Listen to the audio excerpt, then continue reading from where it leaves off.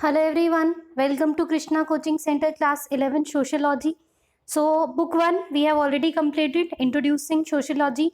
Book 2 चल रही है हमारी अंडरस्टैंडिंग सोसाइटी. इसमें हम कंप्लीट कर चुके हैं अपना चैप्टर नंबर 5 और आज हम स्टार्ट कर रहे हैं चैप्टर नंबर 4. इसमें हम क्या देखेंगे, हम इंट्रोडक्शन देखेंगे वेस्टर्न सोशियोलॉजिस्ट का. इससे जो पहले वाला चैप्टर था यानी चैप्टर 5 उसमें हमने देखा कि मेजरली जो हमारे इंडियन सोशियोलॉजिस्ट थे किस तरीके से उन्होंने वर्क किया, क्या वर्क किया, क्यों किया, ये सारी चीज़ें वी हैव ऑलरेडी डिस्कस्ड. यहाँ पे हम वेस्टर्न सोशियोलॉजिस्ट की बात करेंगे. मेजरली हम यहाँ पे 3 सोशियोलॉजिस्ट के बारे में पढ़ने वाले हैं.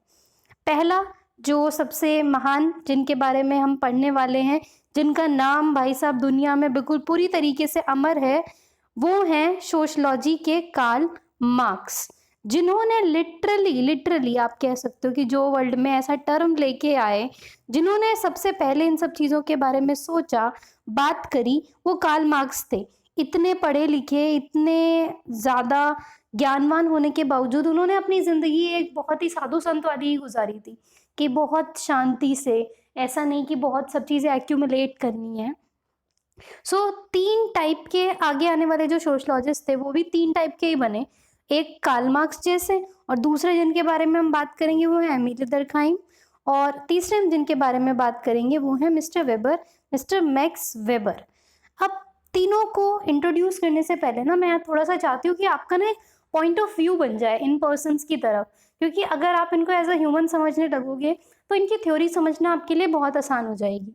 सो if I talk about Karl Marx, ठीक है, तो जो कार्ल मार्क्स थे ना, कार्ल मार्क्स बोलते हैं कि दुनिया में बहुत ज़्यादा लड़ाई हैं, दुनिया में ना बहुत सारे कॉन्फ्लिक्ट्स हैं, लड़ाई हैं, झगड़े हैं, और कॉन्फ्लिक्ट्स होने की वजह से एक्सप्लॉयटेशन है. अब एक्सप्लॉयटेशन कैसे, कि मेजरली कार्ल मार्क्स बोलेंगे कि दुनिया में ना 2 तरीके के लोग होंगे. एक वो लोग होंगे जिनके पास बहुत सारी चीज़ें हैं, जिसको वो बोलते हैं हैव्स, और एक वो जिनके पास चीज़ें नहीं है, तो हैव नॉट्स बोलेंगे.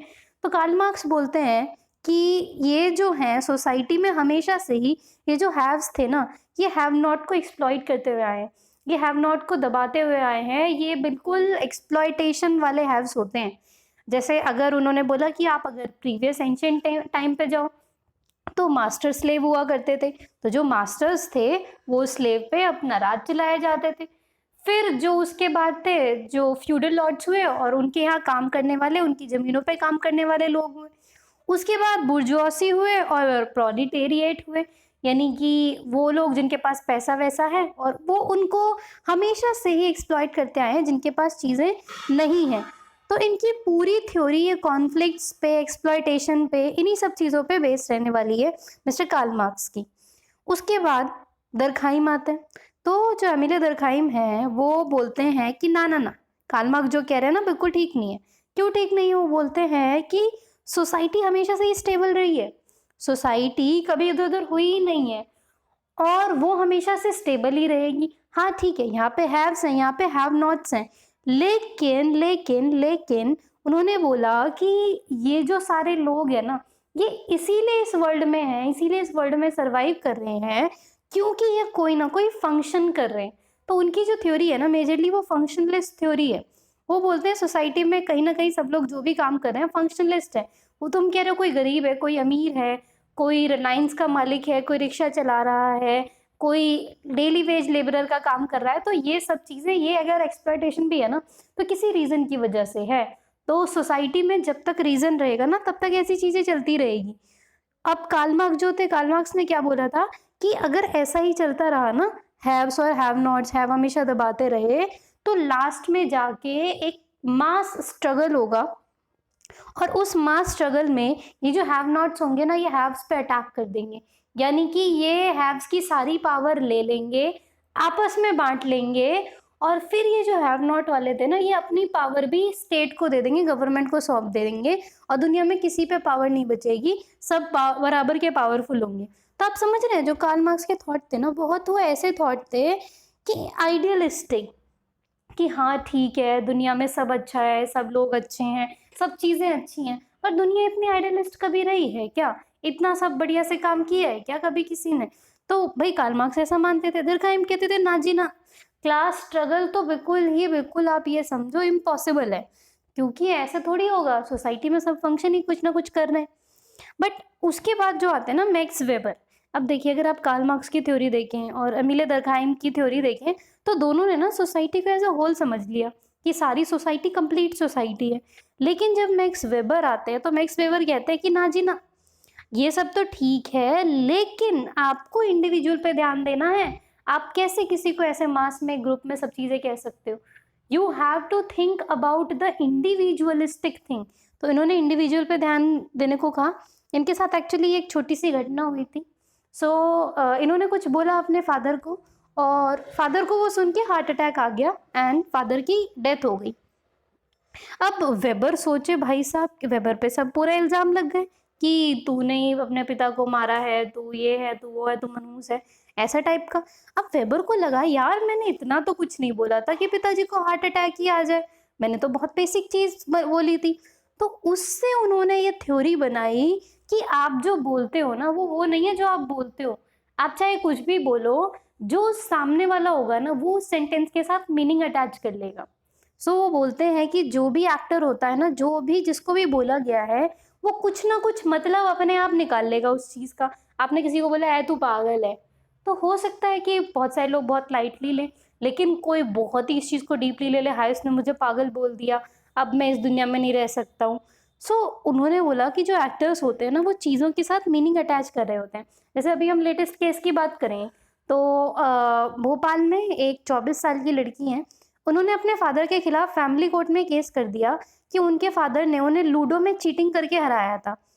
तो अब ऑब्वियस सी बात है, सबको लगेगा हे भगवान ऐसी क्या बात थी कि फैमिली कोर्ट तक पहुंच गए।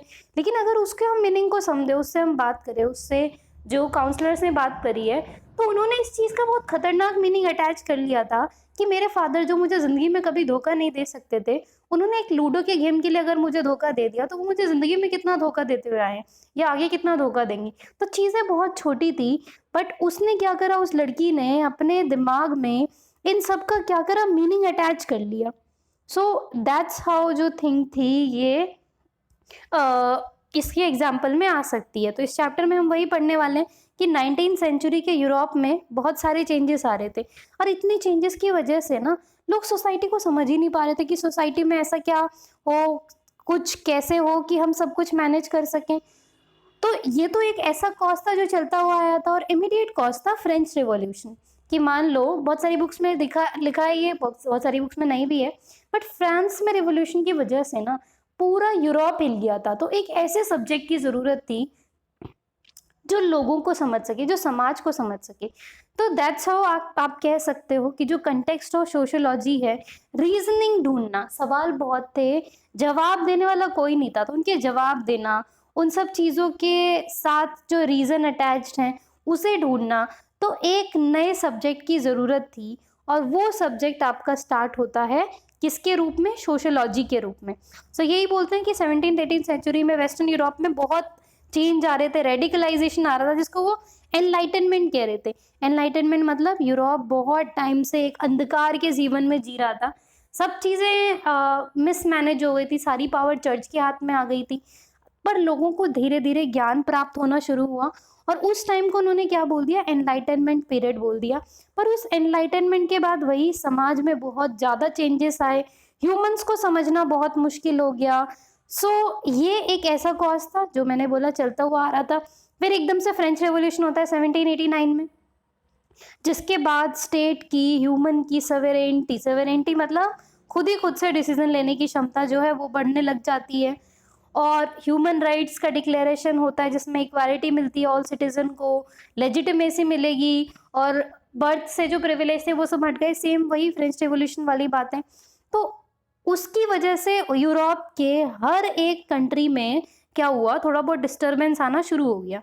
सो जो एक तरीके से फ्रांस का रिवॉल्यूशन हुआ वो पूरे में फैल गया। तो peasants, most of whom were serfs, tried to landed states owned by member of aristocracy were freed of their bonds। तो जो एरिस्टोक्रेसी ने बहुत सारी लैंड ले रखी थी वो सब फ्री करनी पड़ी।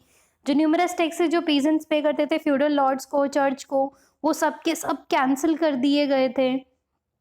और फ्री सिटीजन जो थे रिपब्लिक सवेरेन इंडिविजुअल हो चुके थे, उनके राइट्स इक्वल थे, स्टेट को उनकी प्राइवेसी की रिस्पेक्ट करनी थी और डिफरेंट डिफरेंट टाइप के लॉज बनाए गए।